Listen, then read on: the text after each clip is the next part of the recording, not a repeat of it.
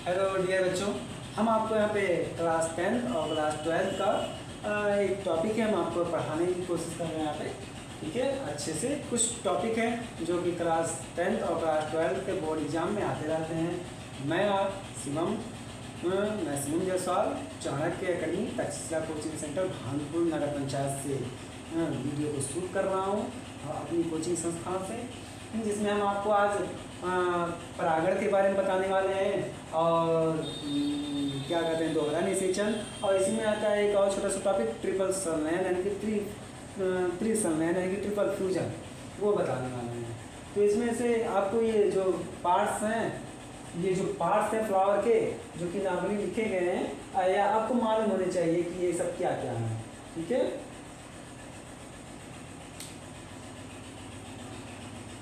ये हमारा जो होता है ये फ्लावर होता है, ये फ्लावर है। इस फ्लावर में क्या होता है, रिप्रोडक्शन होता है। जैसे कि हम लोग जानते हैं मानव में मेल और फीमेल रिप्रोडक्टिव पार्ट्स अलग अलग पाए जाते हैं, वैसे ही जो होता है फ्लावर यानी कि प्लांट्स में जो होता है रिप्रोडक्टिव पार्ट्स जो होते हैं वो एक ही फूल में पाए जाते हैं। यानी जो पौधा होता है, पौधे में जो जन्म वाला भाग होता है वो पुष्प ही होता है, फूल ही होता है। ठीक है, उस फूल में मेल और फीमेल दोनों पाए जाते हैं। कुछ ऐसे होते हैं जो अलग अलग पाए जाते हैं, मेल फीमेल अलग अलग फूल में, और कुछ ऐसे होते हैं जो एक ही फूल में पाए जाते हैं। ठीक है, तो यहाँ पे बात कर रहे हैं, यहाँ पे ये हो जाएगा हमारा जो एक फूल होता है नॉर्मल, उस फूल का ये कलरलेस जो पार्ट होता है वो उसे दल कहते हैं, और जो हरा वाला पार्ट होता है फूल का वो उसे बाह्यदल कहते हैं। ठीक है, ये हमारा फीमेल पार्ट हो जाता है।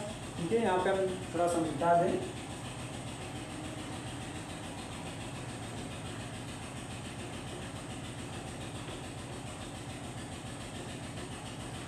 ये हमारा फीमेल पार्ट हो जाता है, इसको वर्तिका कहते हैं, और ये जो पार्ट होता है इसे वर्तिका, और ये जो पार्ट होता है अंडाशय। इस अंडाशय के अंदर हमारे अंडाणु पाए जाते हैं। ठीक है, जिसके अंदर छोटे छोटे युग्मक मौजूद होते हैं। ये फीमेल पार्ट होता है, और ये क्या होता है, ये हमारा मेल पार्ट होता है। मेल पार्ट में ये हमारा परागकोश कहलाता है, ये गोल वाला। इसके अंदर परागकण होता है जैसे कि आप देख रहे हैं, और ये जो धागे जिसे समझना है इसे हम तंतु कहते हैं, फिलामेंट। और इन सबको पुंकेसर और इन सबको मिला के स्त्री केसर नाम से हम जानते हैं। अब ये हम जब नाम जान जाते हैं तो हम आगे के क्वेश्चन कर ले जाते हैं। दरअसल हम क्वेश्चन क्यों नहीं कर पाते हैं, आगे के बारे में परिभाषा क्यों नहीं बता पाते हैं, तो इसमें बात आती है कि यहाँ पे जो पार्ट्स के नाम होते हैं वही हम नहीं जानते हैं, तो इसकी वजह से हम उसमें उसकी थ्योरी नहीं बता पाते हैं, उसका डेफिनेशन नहीं बता पाते हैं। तो ये आपके लिए आसान रहेगी, आप देख लीजिए। आप नाम याद रख लेंगे तो आपके लिए आसान होगा परिभाषा को बताने में। ठीक है, तो इस चीज़ को अच्छे से व्यक्त करना है। तो यहाँ पे हम बात करते हैं परागण, पहला क्वेश्चन।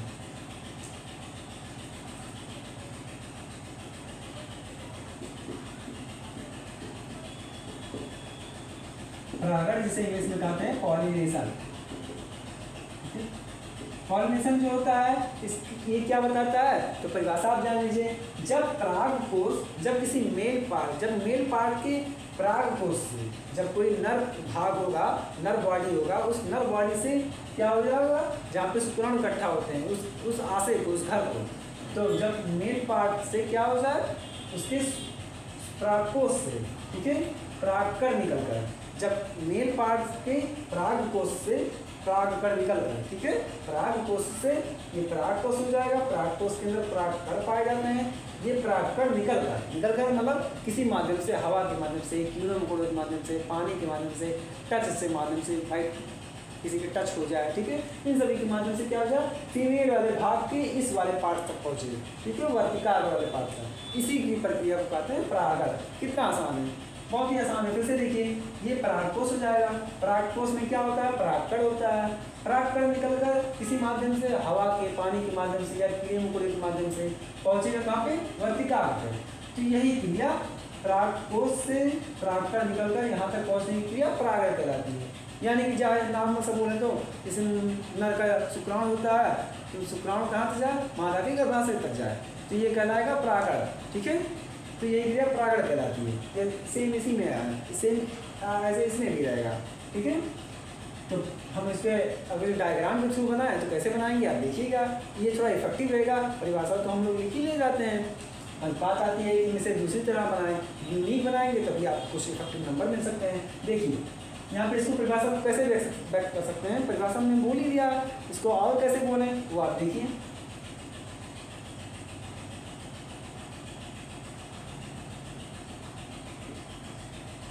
ये क्या हो जाएगा हमारा, पराग कोष हो जाएगा,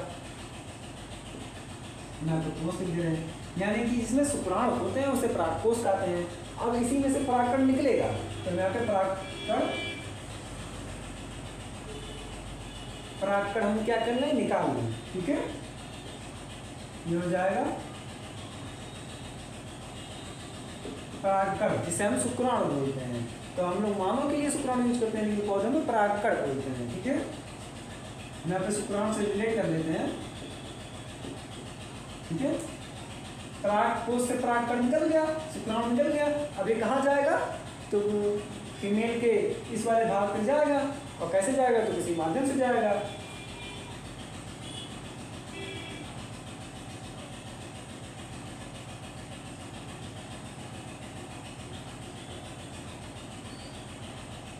किसी माध्यम से जाएगा, और कहाँ तक जाएगा, इस वर्तिकाग्र वाले भाग तक। तो वर्तिकाग्र लिख लेंगे,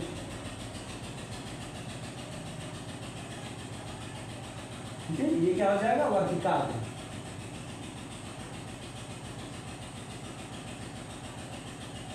फीमेल के वर्तिकाग्र वाले भाग तक पहुंचेगा। यहाँ पे हम पहुंच गए हैं, बता दें, ठीक है। तो परिभाषा हो गया इजली, ये डायग्राम में हो जाएगा, जो कि इजली कोई बनाता नहीं है, इसे हम बनाएंगे और इसी के द्वारा परिभाषा भी याद रखेंगे, तो हमें बहुत सारी चीज़ें याद रह रहेंगी, ठीक है। यहाँ पे परिभाषा क्या हो जाएगा, जब परागकोश से यानी मेल भाग का ऐसा वाला पार्ट जिसमें शुक्राणु होता है, ठीक है, परागकोश से परागकण यानी कि शुक्राणु निकलकर किसी माध्यम से हवा, पानी, कीड़े मकोड़े द्वारा या टचिंग के द्वारा कहाँ पहुँचे, वर्तिकाग्र तक, फीमेल भाग की वर्तिकाग्र वाले पॉइंट पर। देखिए यहाँ पे हमने बनाया है, ये परागकण है, ये वर्तिकाग्र है, इसे हम अच्छे से डिनोट कर दें। ये क्या हो जाएगा, वर्तिकाग्र हो जाएगा, और ये हो जाएगा कण हो जाएगा, ठीक है। वर्तिकाग्र तक पहुँचने की क्रिया परागण कहलाती है, ठीक है, पॉलिनेशन, ठीक है। अब आप लिखना चाहिए तो लिख लीजिए। अब इसमें भी दो पार्ट्स होते हैं, परागण जो होता है वो दो पार्ट्स होता है, जैसे हमने बताया था कि एक ही फूल में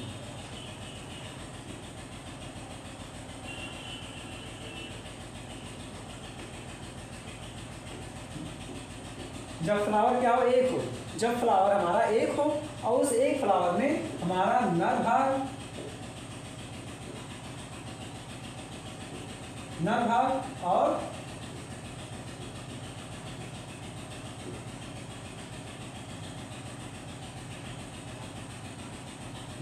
और मादा भाग दोनों जब प्रेजेंट हो, ठीक है। परागण किसे कहते हैं, परागण तो हो क्या, परागण दो टाइप्स के होते हैं, एक होता है जिसमें एक ही फूल में नर और मादा भाग जब दोनों पाए जाते हैं, इसे बोलते हैं स्वपरागण। इसे क्या बोलते हैं, स्वपरागण, ठीक है। इसमें क्या हो गया, एक ही फूल में नर भाग और मादा भाग जब प्रेजेंट होते हैं, ठीक है, तो इसे बोलते हैं स्वपरागण की क्रिया, ठीक है। और परपरागण एक और होता है, तो परपरागण किसे कहते हैं, तो परपरागण उसे कहते हैं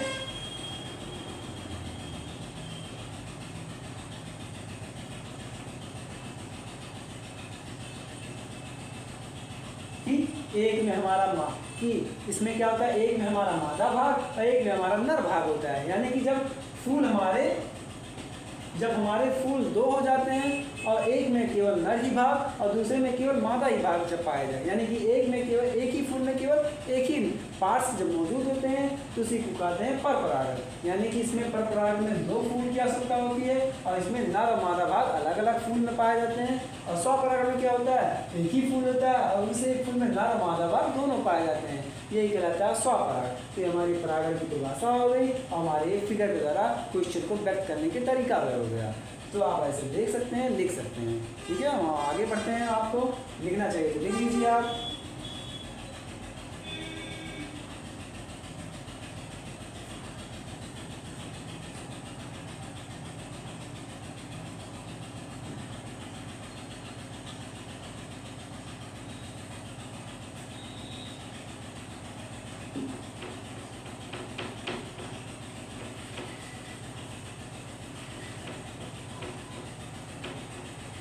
अब हम आपसे बात करते हैं यहाँ पे एक और दूसरा क्वेश्चन, वो है दोहरा निषेचन, जो कि बहुत इंपॉर्टेंट होता है।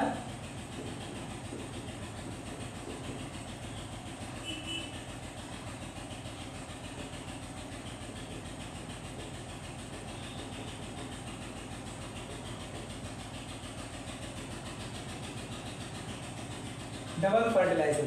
अब डबल फर्टिलाइजेशन किसे कहते हैं? जैसे कि जानते हैं यहाँ पे क्या हुआ, परागण हो गया, यानी कि मेल के परागकोश से परागकण निकलकर फीमेल के इस वाले भाग तक पहुँच गया, इस वाले भाग तक पहुँच गया, तो ये परागण हो गया। अब यहाँ पे क्या होगा, समसूत्री विभाजन होगा, यानी कि एक मेल गैमीट अपने आप को दो मेल गैमीट में बांटेगी, एक नर युग्मक दो नर युग्मक बढ़ जाएगा, तो दो नर युग्मक बढ़ जाएगा और एक नलिका का निर्माण भी करेगा, जो कि क्या होगा, अंडाशय तक आएगा, अंडाशय के जहाँ पे अंडाणु उपस्थित होती है उस वाले पार्ट तक नलिका का निर्माण करते हुए यहाँ तक आएगा, जिससे क्या हो, जिससे हमारा ये जो परागकण हो वो आसानी से नर मादा युग्मक के साथ क्या कर सके, संलयन कर सके, फ्यूजन कर सके। तो जब परागण की क्रिया हो जाती है, नर युग्मक यहाँ तक फीमेल भाग तक पहुँच जाता है, तो वो अपने आप को दो भाग में डिवाइड कर देता है। यहाँ पर देखिए दो नर युग्मक हो जाएंगे, ठीक है, दो नर युग्मक, एक नर युग्मक ये, दूसरा नर युग्मक ये, दो नर युग्मक में डिवाइड कर जाती है। अब यहाँ पे फिर क्या हुआ, एक नर युग्मक क्या करेगा, एक मादा युग्मक के एक सेल से फ्यूज करेगा और दूसरा नर युग्मक क्या होगा, मादा के दूसरे युग्मक से फ्यूज करेगा, ठीक है, यानी एक नर युग्मक इससे और दूसरा नर युग्मक इससे फ्यूज करेगा, तो इसी को कहते हैं दोहरा निषेचन। अर्थात जब एक मेल गैमीट अपने आप को डिवाइड कर लेता है दो मेल गैमीट से, ठीक है, अर्थात दो मेल गैमीट दो मादा युग्मक से फ्यूज करता है, दो नर युग्मक जब दो मादा युग्मक से फ्यूज करता है, संलयन करता है, तो इसी को कहते हैं दोहरा निषेचन। दो नर युग्मक दो बार फ्यूज किया, यानी कि दो मेल गैमीट से फ्यूज किया, इसी को कहते हैं दोहरा निषेचन। शॉर्टकट में परिभाषा अगर लिखना चाहें तो हम ऐसे लिख सकते हैं कि दो नर युग्मक यहाँ पे किससे मिलेगा,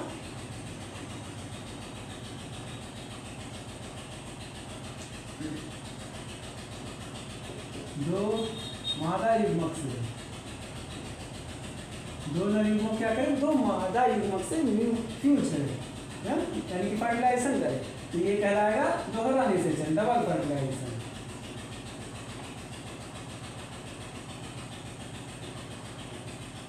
ये हमारा डबल फर्टिलाइजेशन कहलाएगा।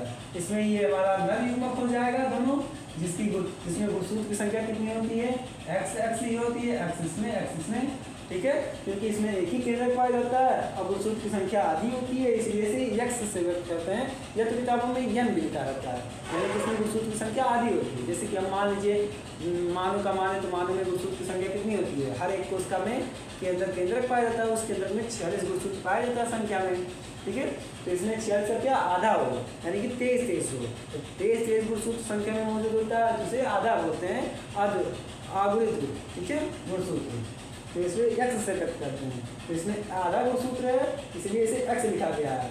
और ये हो जाएगा हमारा अंडाणु हो जाएगा या अंडा हो जाएगा, ये हो जाएगा सहायक, ये सहायक कोशिका हो जाएगा। ये मादा युग्मक का जो अंडाशय होता है, यानी कि अंडाणु जो होता है वो होता है, उसमें गुणसूत्र की संख्या आधी, लेकिन जो सहायक कोशिका होता है इसमें गुणसूत्र की संख्या डबल होती है, यानी कि 2x होते हैं, ठीक है।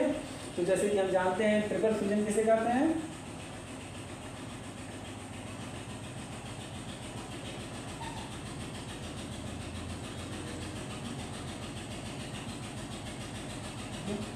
यहाँ पे तीसरे क्वेश्चन की बात करें तो यहाँ पे इसी क्वेश्चन में डबल फर्टिलाइजेशन से ही निकल जाता है ट्रिपल फ्यूजन।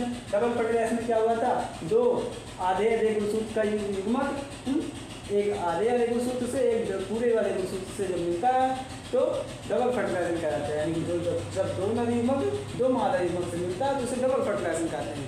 इसी में एक ट्रिपल फ्यूजन होता है कि हम मान लेते हैं एक नर युग्मक इस सहायक कोशिका से फ्यूज करता है, तो इस प्रक्रिया को ट्रिपल फ्यूजन कहते हैं, यानी कि जब एक नर युग्मक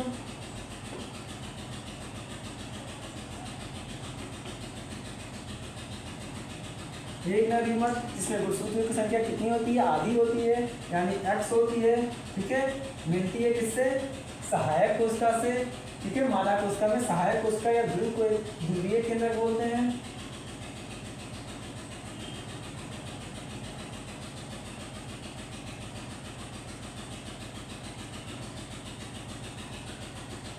सहायक कोशिका से जिसमें x प्लस x यानी कि 2x होता है, ठीक है, इससे मिलता है, ठीक है। तो यहाँ पे 1x प्लस 2x बराबर 3x, 3x जब बनता है इसी को 3x बार बार फ्यूज होता है, 1x यहाँ पे, 1x यहाँ पे, 1x यहाँ पे, तो 3x आपस में मिलते हैं, तो ये बताते हैं ट्रिपल फ्यूजन। यहाँ पे 3x आपस में फ्यूज किए हुए, मिले हुए हैं, संलयन हुए हैं, तो 3x आपस में संलयन हुए हैं, तो इसको बोलते हैं ट्रिपल फ्यूजन, ठीक है। तो इस प्रक्रिया के दौरान क्या बनता है, ध्रुव कोष बनता है, ध्रुव कोष, इंडोस्पर्म जिसे कहते हैं, ठीक है। इंडोस्पर्म क्या होता है, जब एक नर युग्मक एक अंड युग्मक से फ्यूज करता है तो आगे भविष्य में भ्रूण बनाता है, जो कि डेवलप करके विकसित होकर एक नए पौधे का या एक नए बेबी को जन्म देता है। तो जब नई बेबी डेवलप हो रही होती है, विकसित हो रही होती है, तो उसको नरिशमेंट भी चाहिए, पोषण भी चाहिए, तो पोषण का करने पोषण प्रदान करता है हमारा कौन सा, ये इंडोस्पर्म यानी कि भ्रूण कोष। यानी कि जब दूसरा नर युग्मक जिसकी वैल्यू x होती है वो अंड युग्मक से ना फ्यूज कर सहायक कोशिका से फ्यूज करके, इस वाले कोशिका से फ्यूज करके, ठीक है, तो वो बनाता है 3x यानी भ्रूण कोष, ठीक है। इसी को कहते हैं ट्रिपल फ्यूजन। जब 1x और साथ में मादा युग्मक के 2x से फ्यूज करता है तो 3x बनाता है, इसमें 3x बार बार फ्यूज हुए हैं, आपस में मिले हुए हैं, संलयन हुए हैं, इसी को कहते हैं ट्रिपल फ्यूजन, ठीक है, त्रिसंलयन। तो ये आपका क्वेश्चन था जो कि बहुत आसान था। आपको ये सारे फिगर मालूम होने चाहिए, पार्ट्स मालूम होने चाहिए, जिससे आपस में लगा ले जाएंगे, ठीक है। तो हम यहाँ पे रिवाइज करा देते हैं। हमने बताया है यहाँ पे क्या, एक मिनट,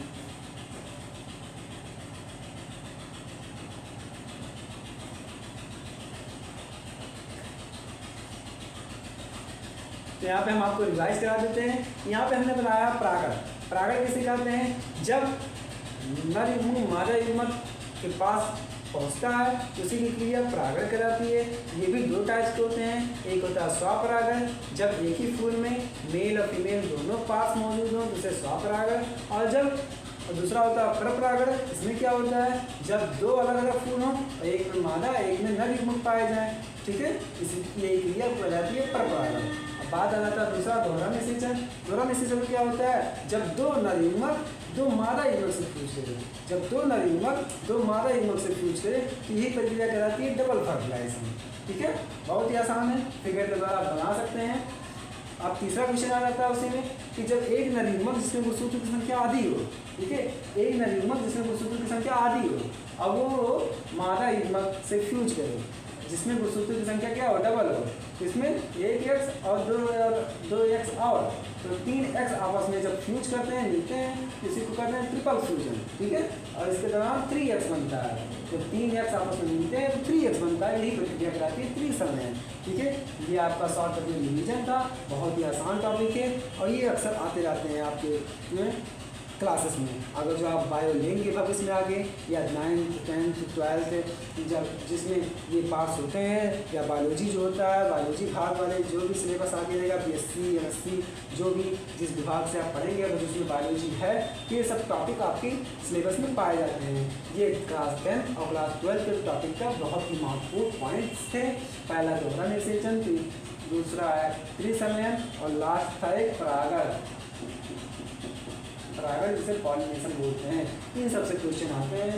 अब बात है आपको इस फिगर के बारे में आपको मालूम होना चाहिए, इसके हर एक पॉइंट के बारे में मालूम होना चाहिए कि इस पॉइंट को क्या कहते हैं, उसका नाम आपको मालूम होना चाहिए। जब आपको नाम मालूम होगा तो आप लगा ले जाएंगे अनुमान कि किसी कैसी कौन सी परिभाषा बनाई जा सकती है। तो हमें उम्मीद है आपको बहुत अच्छा लगा होगा। मैं शिवम जायसवाल सर, मैं Chanakya academy Bhanpur Takshashila coaching centre से ये वीडियो शूट कर रहा हूँ। हाँ, उम्मीद है आप सबको अच्छा लगा होगा। जो त्रुटि हुई होगी उसके लिए सॉरी, बाकी आप एडजस्ट कर लीजिए। हम आपके लिए बेहतरीन से बेहतरीन सुविधाएँ देने चाहते हैं। जैसे कि आप जानते हैं 16 तारीख से 16 फरवरी 2023 से क्या है, बोर्ड एग्जाम चालू है।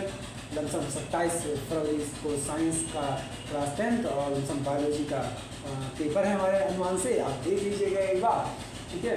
तो आपके लिए कुछ इम्पॉर्टेंट कॉन्टेक्ट हम आपके लिए डालते रहेंगे। आप हमारे चैनल को मोटिवेट कीजिए, सब्सक्राइब कीजिए, बढ़ाइए, लाइक एंड शेयर सब्सक्राइब, ठीक है। बाकी हमें उत्साह मिलेगा, हम आपसे इस बिहेवियर की वजह से प्रोत्साहित होंगे, इससे हम आपके लिए और से और वीडियो बनाएंगे, कंटेंट बनाएंगे, ठीक है। तो ये कुछ टॉपिक थे, बाकी हम आपके लिए वीडियो डालते रहेंगे। आप हमारे चैनल को सब्सक्राइब करें। तो ये आप नोट डाउन कर लीजिए, स्क्रीनशॉट लेना हो तो ले लीजिए, आप बना लीजिए, ठीक है, जिससे आपको मदद मिलेगा।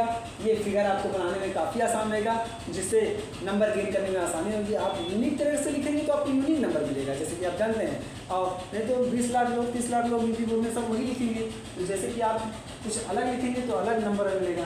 परिभाषा आप याद करना हो तो यहाँ से याद कर सकते हैं। ये दोनों जब मिक्स होते हैं तो ये बनाते हैं, परिभाषा हो गया। थ्योरी तो हम जैसा परिभाषा है उसी से लिखेंगे, थ्योरी तो देना पड़ता है, साथ में फिगर बनाएंगे तो आपको नंबर गेन करने में आसानी होगी। यहाँ ट्रिपल फ्यूजन का है परिभाषा, यहाँ पर डबल फ्यूजन का है परिभाषा, तो कितना आसान है आपके लिए। फ्लावर का पार्ट हमें मालूम है कौन किसको क्या कहते हैं। ये हमारा मेल पार्ट हो जाता है, ये हमारा फीमेल पार्ट हो जाता है, ये वर्तिका कहा जाता है, ये वर्तिका कहलाता है। ये अंडाशय होता है, अंडाशय के अंदर क्या होता है हमारा अंडाणु, उस अंडाणु के अंदर हमारे ये सारे युग्मक होते हैं, इसका मादा का युग्मक। और यहाँ पे नर पार्ट्स होता है, नर पार्ट्स में ये धागे जैसी संरचना जो कि तंतु कहलाती है।